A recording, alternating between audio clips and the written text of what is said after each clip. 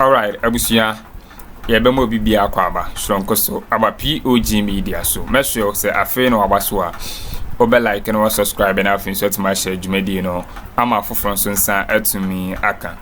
And some ekoso my Ghana mo ayenso ya de peni say brand no. Yebemi abedwafo ehunu ne eko ene de eba. Na de ensem ene ekoso e political highway so. Eye NPP Bono regional chairman ayefeno eye Abronye DC ana chese man no ne ho akọ ka adwam ni nyina ye eye ensensem ya okotena eye radio station so kafa eye His Excellency John Dramani Mahama chese nokre bia enim na according to eye Abronye no eye ade a John Dramani Mahama etu kwan ekopiem ewo Germany no kono eye ade one ni ministers ebe 26 ene etimi burum ewo Germany na we na Abronye allegedly or say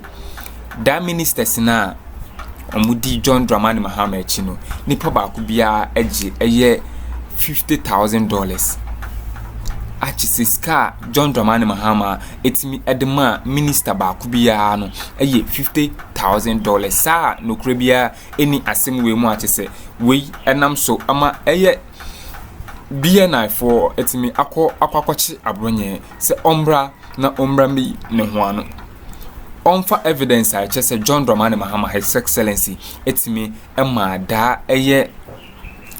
26 delegations omo follow John Dramani Mahama to Germany no omani papa kubia eye $50,000 ombra no metro abusia chese me no wakase BNI for etimi aboewrem akwakochi Abronye enti Mugabe edin semene munchemu abedanya mepesa bidefo be me akwakotie de course na sana be kono mesho se o wonsam kai bia o de be share your comment section wala like share dwumedie no ma foforo so nsa entumi enkebi medamasi ekosehwe Obo say papa yi o be twira lawyer liter o be na abanya sesa esemfo na mudi no sa abrem no ntimi ni sa esemfo ni biem ye reset Ghana enti embra sese embra ye adwuma na embra enye adwuma obi tumi ekọ peja judge na konya na ya twe judge ne to asifom ade be chine o ma be kase ye kokoto a ye be fa ne obi 1800 Ghana wo be du court o se sa pepepe ne tie e kan a obi betime gina kase se stop judge no o mesia no obe hu dem de be ye no insese ye be twi nipa na so ne transfer judge no sa bre ebi nsi biem Ghana ye reset Ghana u gina be bi cancel fo ye be chew amamra ne wadi o can asem without evidence ye be chew ye say he who alleges must prove. And if persuasion force must be applied. Say ni de ye de mra eye adwuma abrante Abronye BNI for to omasa frɛ no na omoto omasa frɛ no nyina na oda so te radio so dwa nenum na sɛ eja wenim de oye ho nsɛm no akwakwesisen twe ben wa fidie omapanyi John Dramani Mahama ene council Christian council for di nhyiemu na omodidi nkomo efa agenda 111 agenda 111 na Addo ɛsɛ oba be 111 hospitals no emu ba akokwa otimi wie ya na sika sai ene ibenya ansa na etimi dia complete sa agenda 111 no na hu kura hia say your hospitals adada no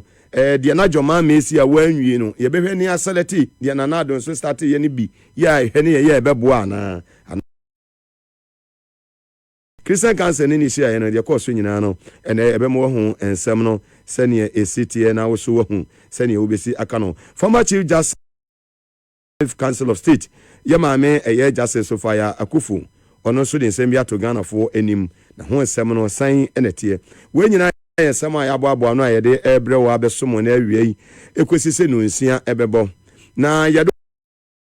we ofin samre de papa Dr. Mwako hene ya chese wagina ne naso ewo eye asante mantemo ene mantama hodo a aka ewo river ofin ehun nyina no galamsi no omu mankofo bi entena baabi en meka ekakọ eye ofin no alovia manin mawura eye forest bi mu ewo eye numesua area ho come to subire so come to ehwasem na mekan ye ensu ho no mahase ese ensu no that area where your territory mutie mi ye yase krama boda ma won sa e wo bol gadwem enti alovia man enfo no ya mabo erura eya sa galamse na mo ye e wo eye numesua ne patamu ho eye kamtu ho no mu pam ho asem a mo sesa mukuku ne mukaka ansa ne maduru ho me sane won ne na ma mo na awie Some Pamoa Sama, Moses Alovia man, Moses Mukukuna Mokaka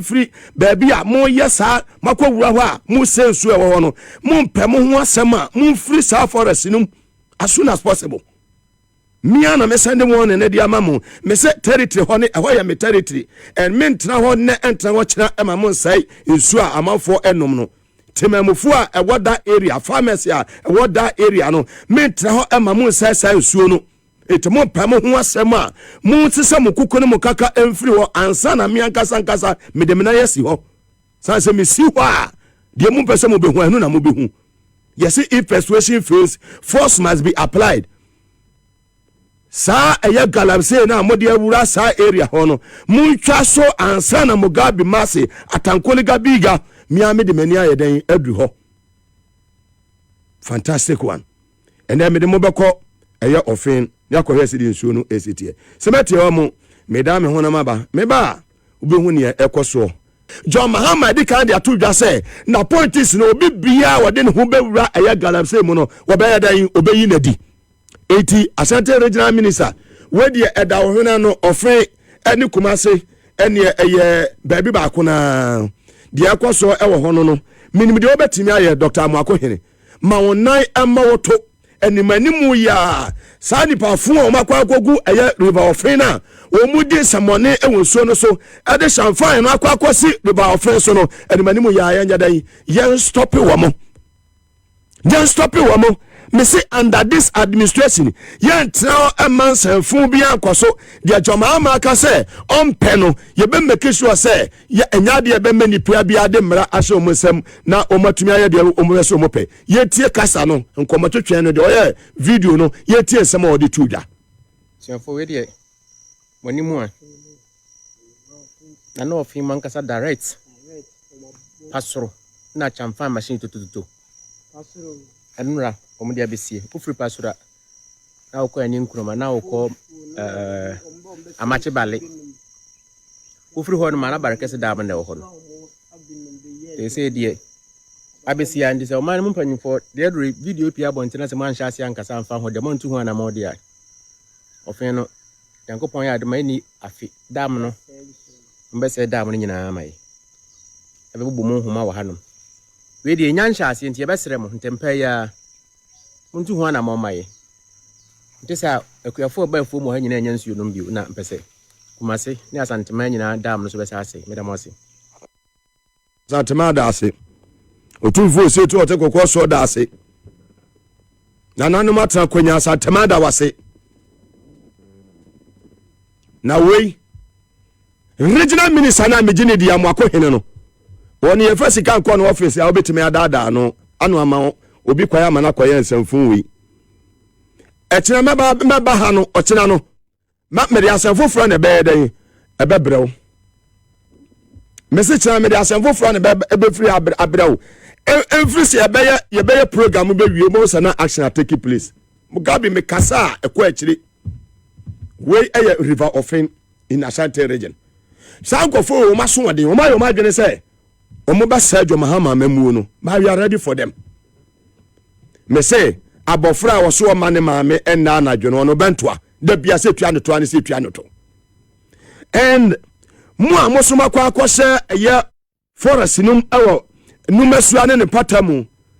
assemblyman awo eye come to assemblyman wadawroma faunansi from ene eye nananum amowo eye numesua come to nana ayefunu mo famu nansi from mo stop go for na o mo senso e wo hona sana me mugabe matuka aduru ho muti asem na me ka kire mo no me se mo stop go for na e senso no wo mo de eye shamfan akosi nsuo no so a wo mo e senso na e wo ho atemamufo no farmers na wo da area ni nyina mo nya nsuo enom no ye nsuo ho akwa ahwe e wo sa area no e ho eye ahafo anonof wo mo share boundary with eye a certificate of honorable Collins Dada ene eye ahafo anonof honorable Collins Dada ho eye when it falls under a year Ahafo region. But for no north no, it falls under Ashanti region. It may catch them. Munyai animanimu ya munyai animanimu ya ansana miaka sankasa mesema ya dai metuka edi aduru ho sanse meduru ho anya papa mamo yes yesitani anani emre nya bi ni mosini bawo ana se mo pe baabi edi mo sabe mo sanfo a enya baabi a ehoye mi area me kasa hoye mi area wo so ni tie ni ye atankole gasini anu wako ba keto anati ase yes etieni manimu ya message mama sha galamse no ompe jomama dia jomama mpe no mugabe so mpe Ghana for so dodo na mpe eti wo hwe se yesi galamse se a ono bu Kofi Bua wa Lands and Natural Resources Minister ono so Kofi Bua ofia na mbele ono so mpe wotumi mu na pa galamse ya mpe galamse o na nado na pa galamse a wotumi tena wa hwe han ema eye Brem River and Addo no Brem River Addo no John Mahama wo fie nyansa no wo so on pegalamse 1% appointees no so wo bia be galamse titie na tie ni yie ba bia wonam na bia na hot man na wonim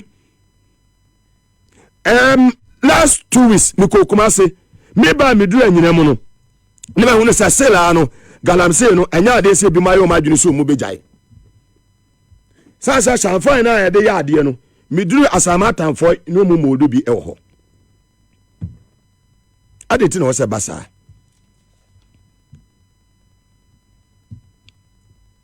ade ti ena se basa ami free way well National Intelligence Bureau where NIB over the weekend Abronye some de kotu dwa no me pese yetie sa ansem no the man mumpanyi for the rehab and a president he called Germany obia or see obem make source of expenditure ebeba from all ko Germany 26 delegation and this for Nedina Chikoi obia $5,000 per diem una utio una tiefo nanu yoko Germany official delegation this for yes omo frade ko Germany omo ye nipa 26 abani mabia $5,000 as them per diem omo ko ja former president Mahama omo ko ja nti Ghana for atua nipa ba ko bia o $5,000 per diem 4 times nipa 26 and Crofua ye revoke my appointment. Ye nuanu mabubu afuo wo meboa. O be labor act ya. E say ye mo 1 man. In fact, I don't pay crime ni o mo din komo.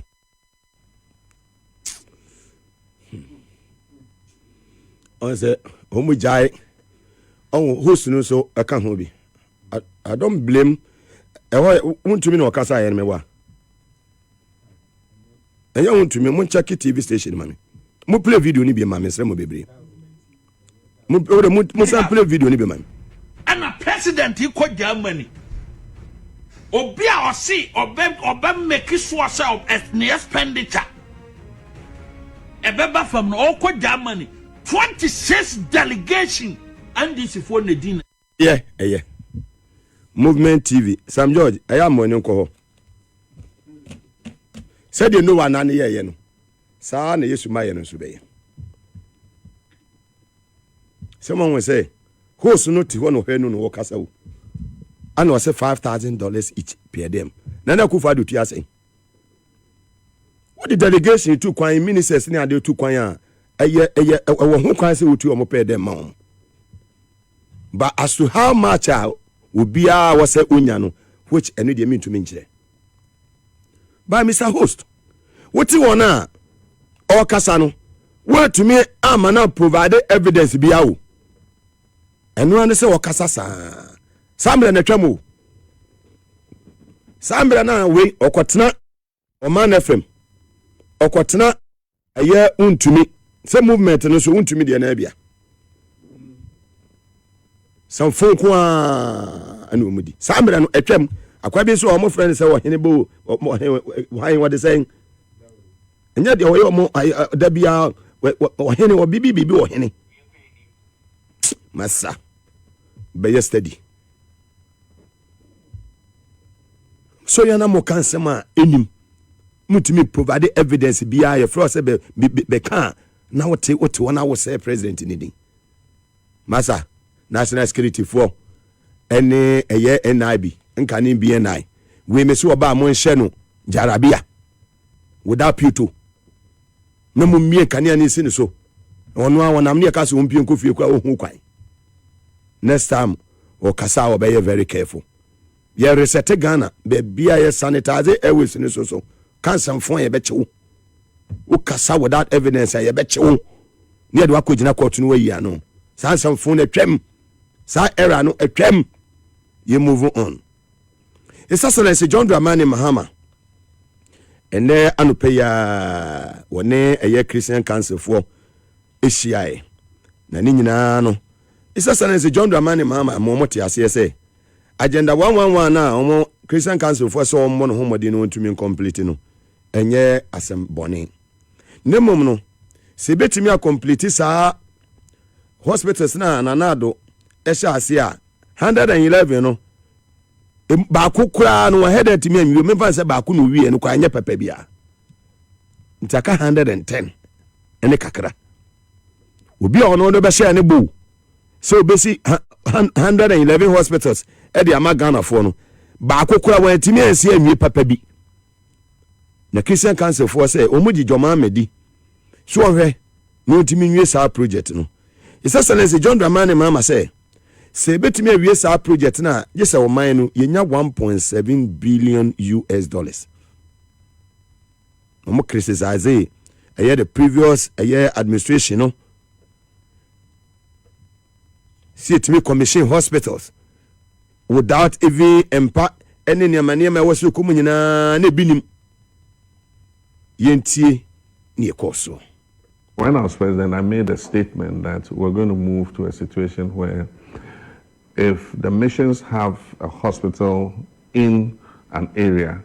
we're not going to come and compete with the mission by building another hospital. We would rather use the resources to improve the mission hospital so that it provides service. Unfortunately, that was not followed in Agenda 111. So there are many places where you have a mission hospital. We could have used that money to upgrade the facilities in the mission hospital.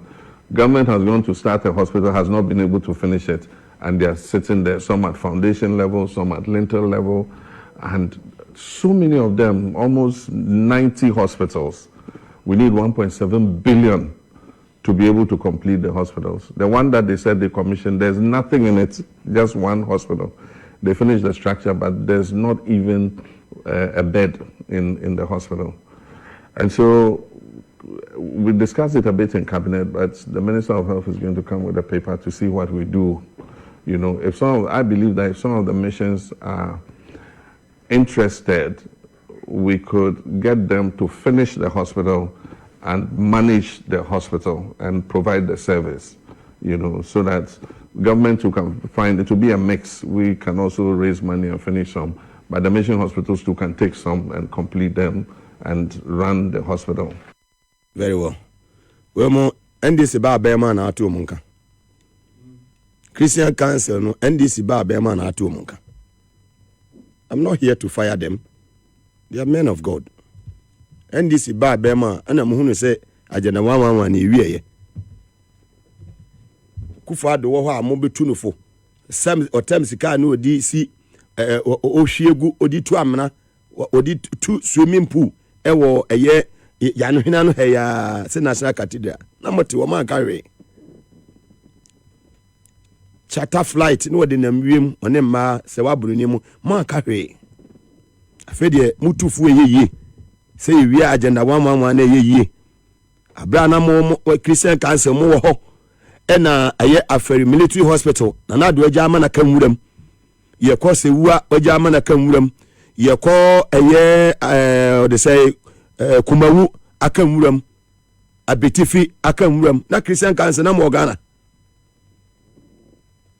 well yakopon hwe nyina ho ohwe ye nyina the who papa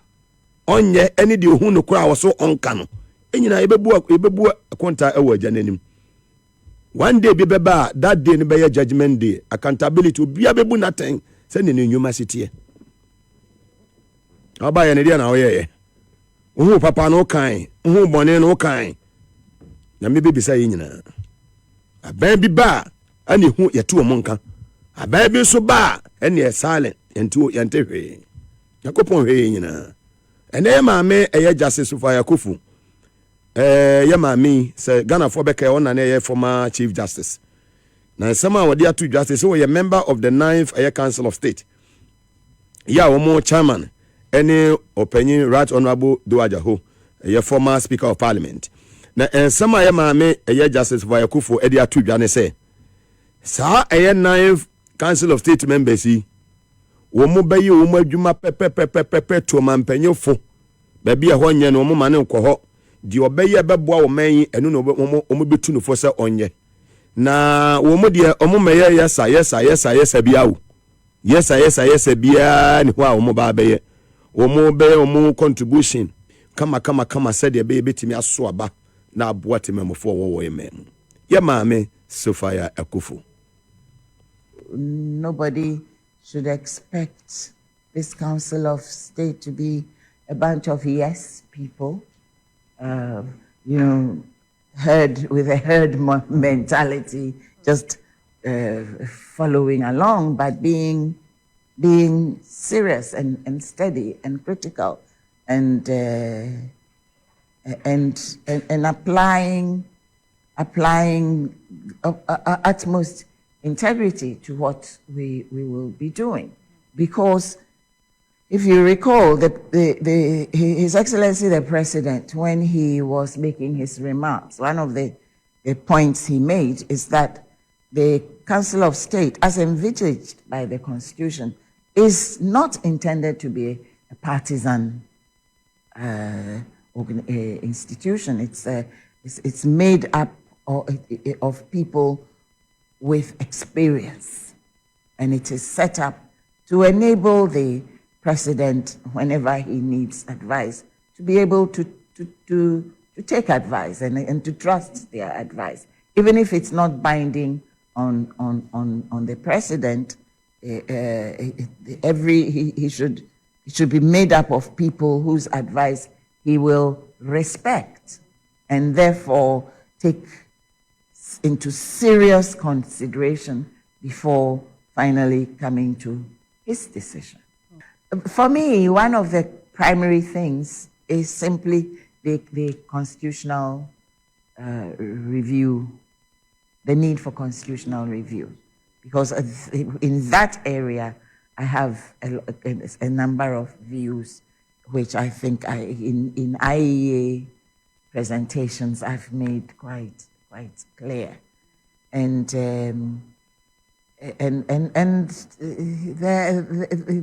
those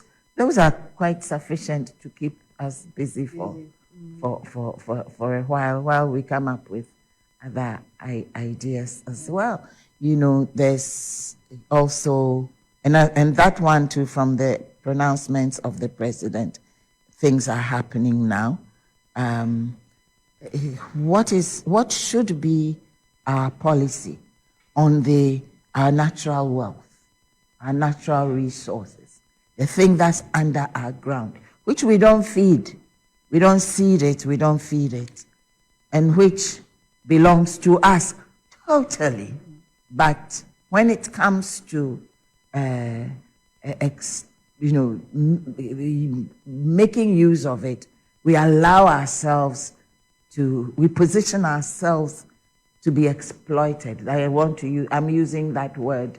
very advisedly, because when you read about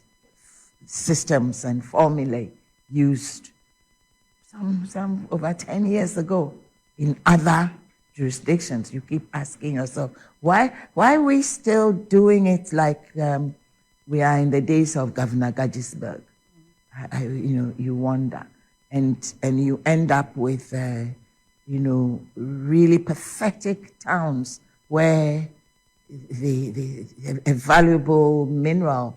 has been extracted for years, for decades, sometimes more than a century. And when you think of the amount of gold or diamond or whatever has been mined all those years, and you look at what it has done to the town, you ask yourself what went wrong somewhere, why, and we need to. That's something that needs to be seen to. I don't think that. I'm more for reforming it, revising it, I'm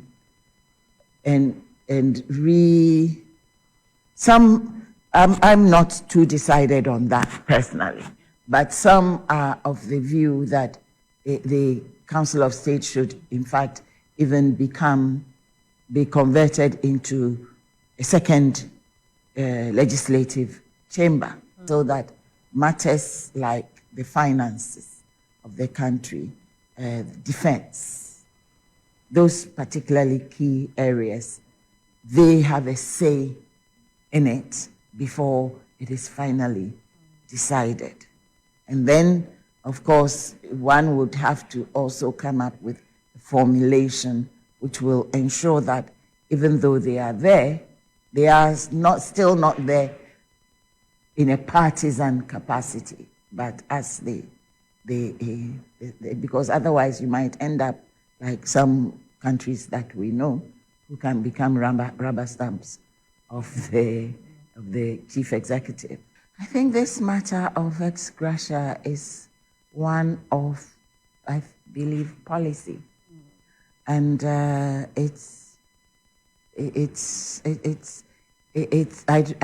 have not actually delved into the rationale for the current policy. Yes, I think it might be something that simply, sometimes we just get into certain practices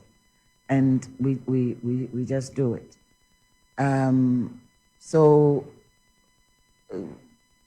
Because the Council of State also comes under the Article 71 office holders, and that. Okay, abusia entichese wene nsama ekoso ewo political highway ni so achese under NDC government we die enyade a obeko akwa publish eye force news a obefa ho edi totoroto ansana beba abonten abeka asemi afa omanpeni John Dramani Mahama ho o se unya nyina so unya wo evidence a odebe back wasem na wo kanu a chese Abronye ho kire na papa isan se Abronye started that way enyende Abronye timi kwatena radio so chese ensema enim kura na Abronye eka ato John Dramani Mahama so propaganda hunu na eye Bono regional chairman or MPP ne Abronye DC eye achese allegations are or the atu John Dramani Mahama so achese eya dia obure mo Germany no the delegations omo follow no achese omo ye NDC ministers no eya dia omani pa ba ko bia $50,000 achese asem no kure bia nim BNI for atmi akwachi Abronye abusuya enye asim kuma etim dimbesia no madam asesamo jepeniye emiekotin sama ekoso political highway so POG Media any political trending stories make headlines no num say and I was ebeka update nyina madam asi